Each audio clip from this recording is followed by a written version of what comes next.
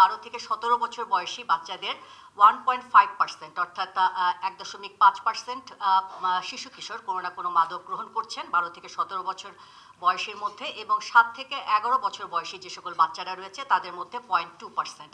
কাজে এই চিত্রই আসলে আমাদের দেখা যায় যে কতখানি আমাদের একটা অ্যালার্মিং কন্ডিশনে আমরা আছি। কোথায় যাচ্ছে ওটা আসলে কার সঙ্গে মেশে বাচ্চা আমরা জিজ্ঞেস করি না, কি তার চয়েসের ভেতরে কি কি জিনিস আছে সেটাও আমরা দেখি না, সে যে দরজা বন্ধ করে কি করছে সেটাও আমরা জানি না।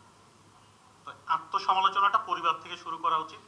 আমরা যারা ল এনফোর্সার্স আছি, মাদকদ্রব্য নিয়ন্ত্রণ অধিদপ্তর থেকে অন্যান্য যারা আছে, আমরা জাস্ট এনফোর্স করতে পারি, কিন্তু চেঞ্জেস কামস ফ্রম উইদিন।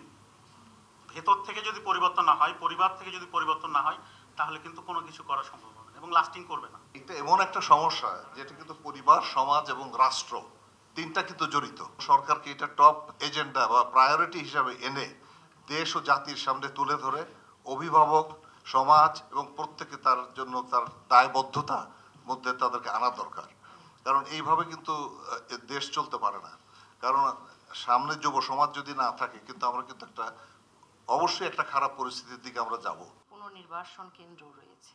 মাদক গ্রহণের অন্যতম কিন্তু রিস্ক ফ্যাক্টর মানসিক রোগ, অর্থাৎ শিশু কিশোরদের মধ্যে অনেক ক্ষেত্রে নানা রকমের অ্যাংজাইটি, বড় বড় যে মানসিক রোগ তা না, ছোট যেটা অ্যাংজাইটি, ডিপ্রেশন, এটার কারণেও কিন্তু যেহেতু বিশেষ করে অ্যাডোলেসেন্ট এইজে যেহেতু একটা চেঞ্জের মধ্যে দিয়ে যায়, তারা একটা ট্রানজিশনের মধ্যে দিয়ে যায়, হঠাৎ করে তারা নানা রকমের ডিমান্ড তাদের মধ্যে আসে, সাইকোলজিক্যাল ডিমান্ড তাদের মধ্যে আসে, তাদের নিড ফর আইডেন্টিটি কাজ করে, নিড ফর ইন্ডিপেন্ডেন্স কাজ করে, এবং এর সাথে আবার নানা রকমের স্ট্রেস ফ্যাক্টর কাজ করে, যেখানে অনেক ক্ষেত্রে তাদেরকে ভালনারেবল করে তোলে।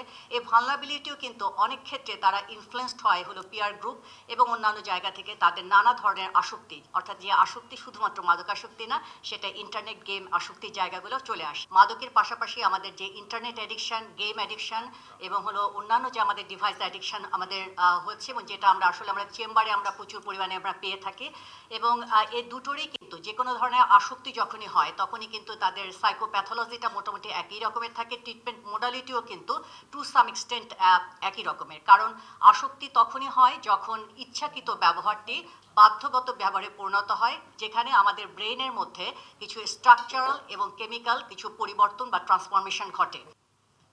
High, good afternoon. আমরা যদি একটা কোঅর্ডিনেটেড ওয়েতে যদি এই কাজগুলো করি, তাহলে হয়তো বা আমরা অনেকাংশেই এর থেকে আমরা সফল হব, এবং আশা করছি যে আপনারা যে মাদকের ভয়াবহতার কথা শুনেছেন সেটা থেকে আমরা অবশ্যই কিছু না কিছু সফলতা পাবো। মোহিত কামাল। অনেক আগে প্রথম আলো মাদক বিরোধী আন্দোলন আমরা যখন শুরু করেছিলাম, মেবি 2003 সালে, সো আমরা অনেক অ্যাক্টিভিটি করেছিলাম। আমি শুধু প্রথম আলো কর্তৃপক্ষকে বলবো, ওই সময় কোন জায়গায় আমাদের গ্যাপ ছিল, বলে না কাজের থেকে শেখার পরে কারেকশন করা, দেন মডিফিকেশন করা, এবার যাতে একই ভুল আমরা না করি, কারেক্ট ওয়েতে আমরা আগাই। সো ওই উদ্যোগটা আমাদেরকে আপনারা শিখিয়ে দিবেন। বাংলাদেশ ইউনিভার্সিটি অফ প্রফেশনালসে পাশাপাশি। গুড আফটারনুন, আমি রেহান ইসলাম আসফিয়া, ফার্মাসিস্ট।